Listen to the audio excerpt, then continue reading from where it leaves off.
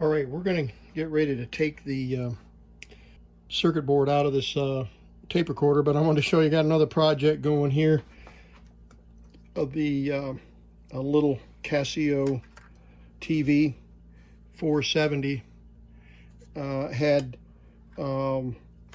powers up but no raster, and so I replaced the caps here in the driver board and got raster back.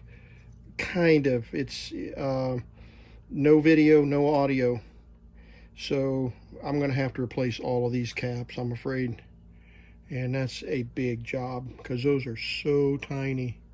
You can see compared to my thumbnail, we're working with through the hole components in some cases, and they all need to be replaced. All of these were bad on this board, and there's one up underneath here. I have to tear all of that out to get to it, so instead I just put it on top, and that restored the I do have a raster, but still no audio and video. So these are super cheap televisions. You can buy them on eBay for 10 bucks, and I've got a friend in the Philippines that has a model 470 or 480, and his is not working. So I'm trying to go through this to see what it's going to take to get one working, and then maybe I can guide him on some specifics to get his working. Anyway, that's not why we're here. We're here to work on this baby. And as you remember, the we had very weak audio. We discovered that we had very weak audio, but the transport was working correctly. So this circuit board is a little different than this one, and I have photographs, close-up photographs of all the electronics of this unit when I had it open, and now I've taken lots of photographs of this. As you can see, let's zoom in a little bit. You can see there's a lot of wires here that are tight, and that means that there's a great risk of breaking connections, and you've got to know where all these wires go back if you break them. There's a screw right here, there's a screw up here, and there's a screw right here. There's no screw down in this corner. So there's 3 screws that hold that circuit board in place. And I don't know what we're going to get into when we try to release it. I'm thinking that we could pull this lead and this lead free on the charging circuit. And we may have to pull all of these black wires loose that are connected to the batteries here, so that we can get the circuit board and flip it over. I'm hoping that we're not going to disturb all of this stuff, because I can't even see down inside there to know where all the wires are going. So I don't want to disturb any of these wires, otherwise I'll never get them back. Well, you shouldn't say never, but it'd be a real pain to get them put back. This pulls right out, kinda. There's a big capacitor right there. I don't know what that's hooked up to, but anyway, so let's go ahead. I'm going to go ahead off camera, pull these screws out, and see what it's going to take to get this out, and then we'll come back and share what we decided to do as far as getting this circuit board free. I don't know. There is a little bit of extra wire on some of these, which kind of leads me to believe that they intended for the this is a hold down wire. This big green stuff is just hold down wires that holds all the wires in place. You can see them there, pull open. There's a screw right there. See it? I don't know what this is, this pot. This one doesn't, the other Sanyo doesn't have that pot. It just has a resistor across there. So some way they decided it could be a biasing. This could be the recording bias, the DC bias adjustment. And so anyway, let's get started. Okay, I pulled that motor wire, or no, that battery wire, or whatever that is. Looks like it's going down to this, going down to the bottom terminal of the battery. And that goes right there where this other red wire goes. This red wire is hooked to the power supply over here. Down here, AC or whatever, DC in, DC in. All right, so now I don't know what's pulling.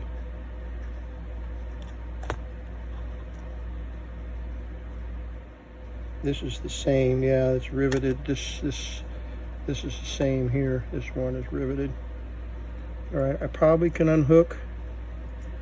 Let's see, there's 1, 2 black wires. Let's get, those are holding us up. So let's pull those loose. It's all in this, clumped in this corner here. Okay. And then there's one that's running up here somewhere. We'll just unhook that one too. So all 3 of those black wires go together. That one's going up there somewhere. Oh, it's going all the way over here somewhere. Yeah, I can see it wiggling up here. All right, let's see here. If we can pull this up now. There's a white wire underneath. Okay, that's fine. Nothing holding us up. Motor wire's unhooked. Nope, not that motor wire. Okay, that motor wire is the hooked to the AC or DC right there. All right, and that goes to the motor, and that's holding us up. Let's pull that one loose.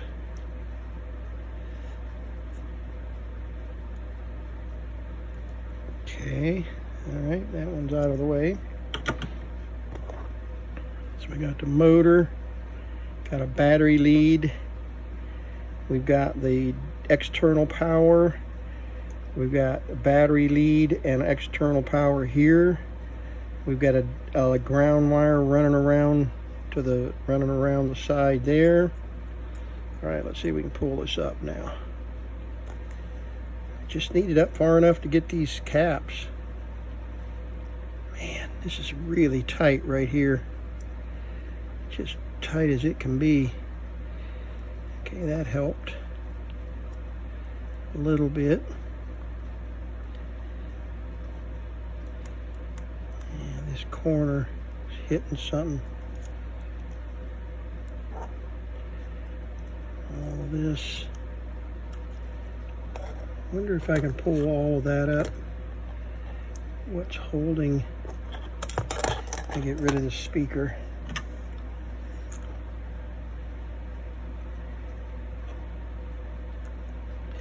Okay, those are the speaker leads. That get rid of that frame completely.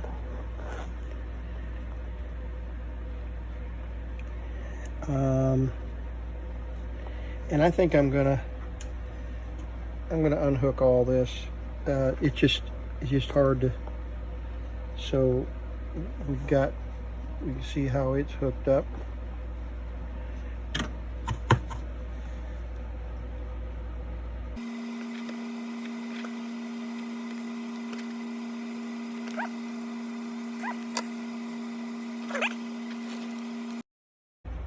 Okay, we have pulled the speaker loose. and we pulled the top panel loose with the override switch and the meter. Pull those loose. Oops. And that's all on this lead right here, this bundle. Got the speaker leads. We got the ground here from the external power and a battery connection. We got this lead that goes around back here somewhere, black. They all connect to this clump right here all together. We got a motor lead we've disconnected that goes right here. And let's zoom in just so we're not, yeah, so we've got this AC, this DC positive lead right here that hooks to the inside perimeter around the speaker hole, and that motor lead connects right there.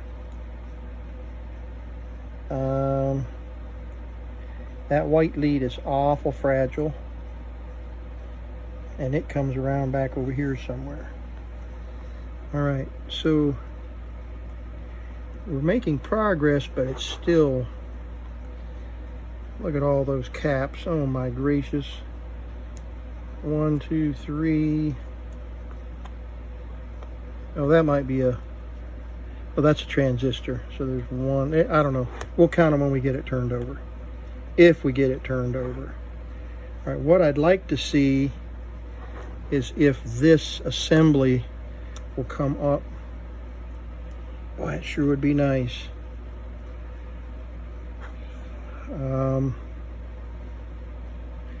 I see some screws down in here that hold this frame on there, and that would hold all of this, would come up.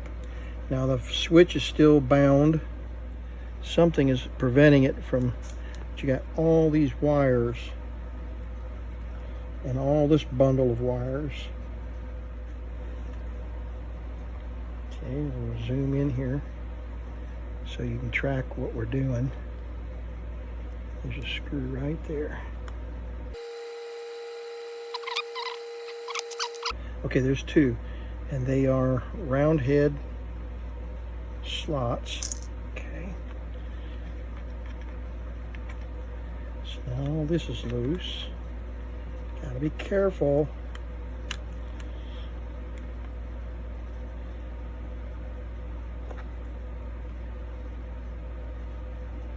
That white wire right there. That little white wire going down underneath.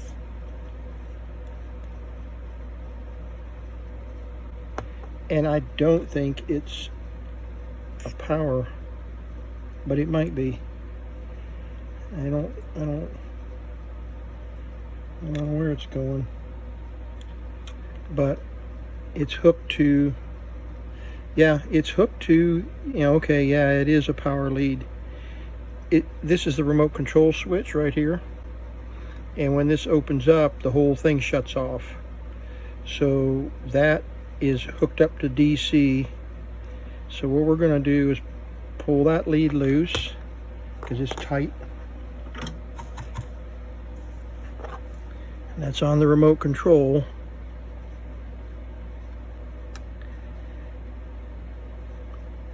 There we go. Now let's see if that lifts up. Yeah. Yeah, so that lead, pull that out of there. There we go. Now we're making some progress. There we go. All right, I think we can work with that.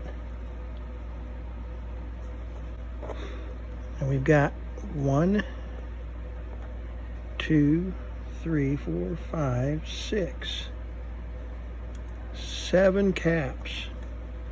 Electrolytics. 1. I can't tell what's transistors and what's caps. That's a transistor. That's a transistor. That's a transistor.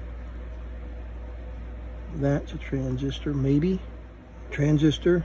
Transistor. So that's push-pull. Easy does it. There should be another transistor in here somewhere. That might be it right there. Yeah, that's the transistor. So this is the driver and the push-pull. Now there should be one more transistor here. That might be it. Nope, that's not it. That's not it. Is that it? That's it right there. So it's 4 transistor. All right, let's, I'm gonna do the capacitor replacement off camera. And then we're gonna just pray that I haven't broken any wires here. We'll know in a minute after we get it back together, if we get it back together, if we broke any wires.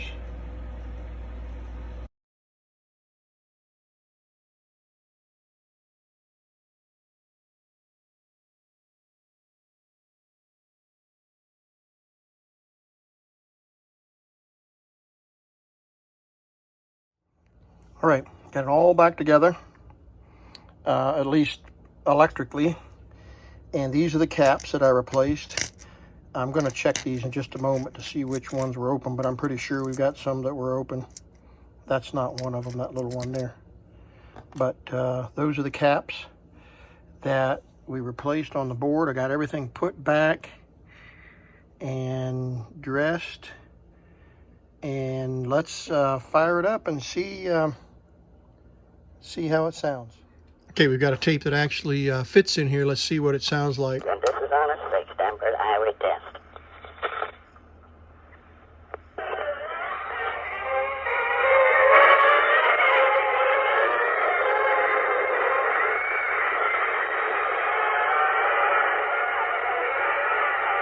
Okay, clearly they recorded that too loudly. Let's pop that tape in the Sanyo and do a comparison here.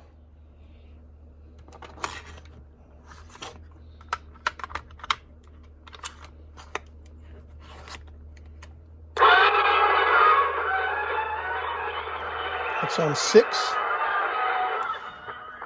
6. Okay, we're checking the recording on the Sanyo on this new tape. And the channel master is not working. The audio is not working on the channel master tape recorder. All right, we don't have to say that anymore, do we? Let's listen to it on the channel master.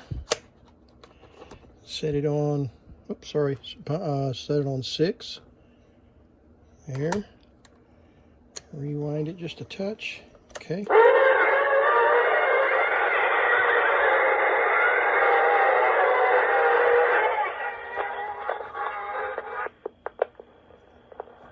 We're checking the recording on the Sanyo on this new tape, and the channel master is not working. The audio is not working on the channel master tape recorder.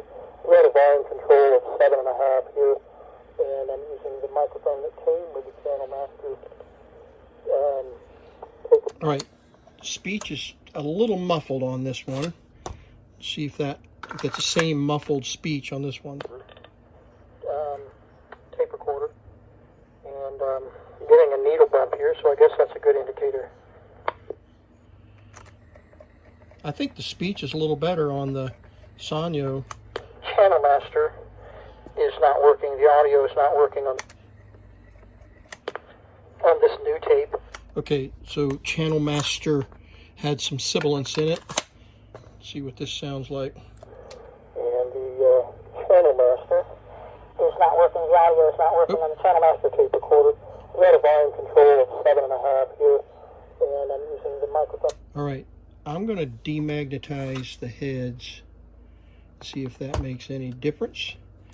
And we'll use that tape for our A-B comparison.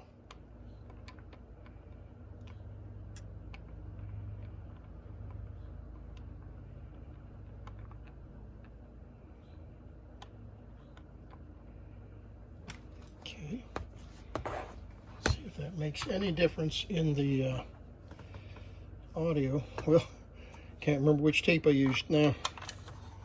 Maybe that was it. It came with the channel master tape recorder, and getting a needle bump here, so I guess that's a good indicator.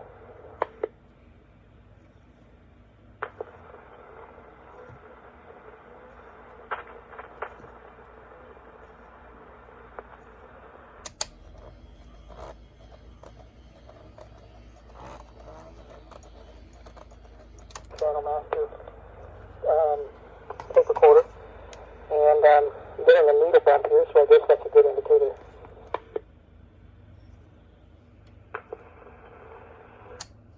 All right, let's just record something.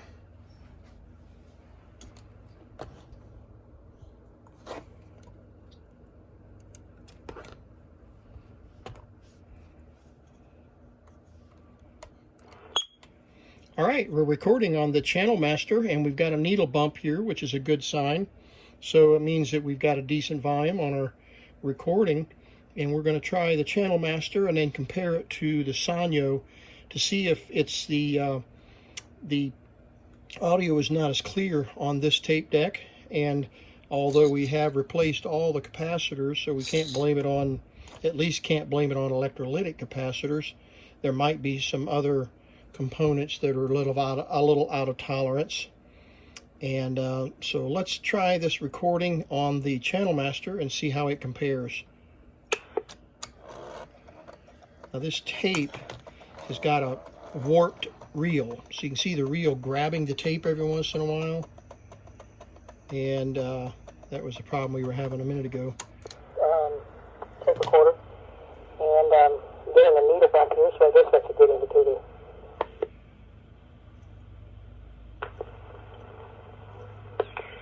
All right, we're recording on the channel master, and we've got a needle bump here, which is a good sign.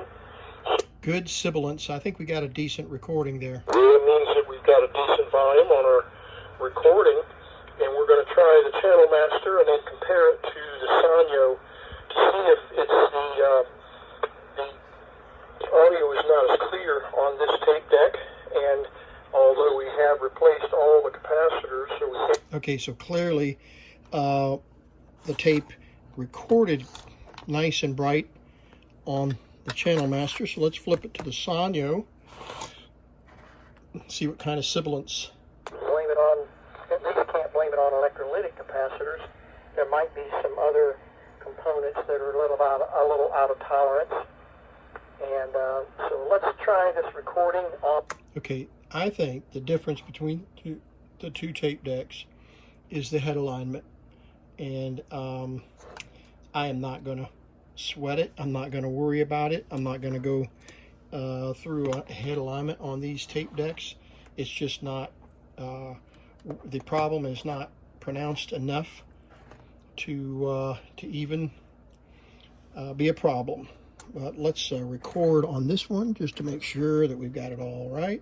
I'm going to set it at 7.5, and our speed is in the middle. Testing 1, 2, 3. All right, we're testing on the Sanyo, and the model number is the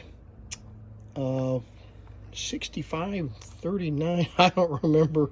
Let's see. One of these tape decks has a number on it. Yeah, 6546. Model 6546. One is a Sanyo and one is a channel master, but they're both made by the Sanyo Corporation. So let's check and see what kind of recording quality we have now on this final test of the Sanyo and the channel master.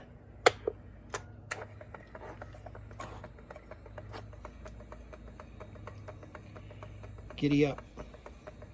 Okay, rewinding a little better. That's plenty. Blame it on, at least can't blame it on electrolytic capacitors. That's the old recording. There might be some other components that are a little out of tolerance. And so let's try this recording on the testing 1, 2, 3. All right, we're testing on the Sanyo, and the model number is the 6539. I don't remember. Let's see. One of these tape decks has a number on it. Yeah, 6546. Okay, so clearly it is an alignment issue.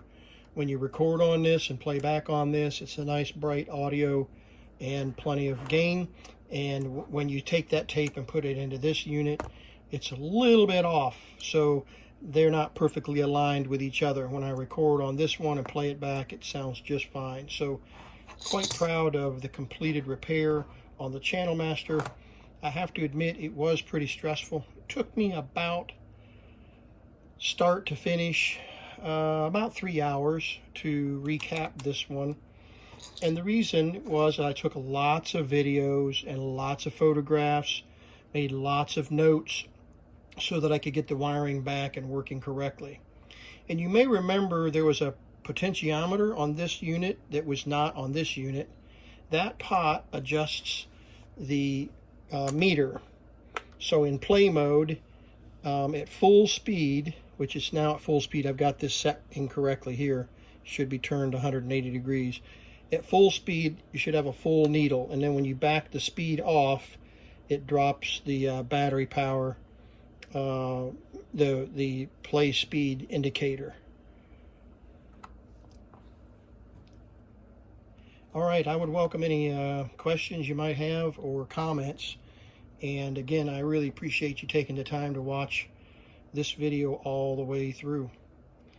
All the best to you.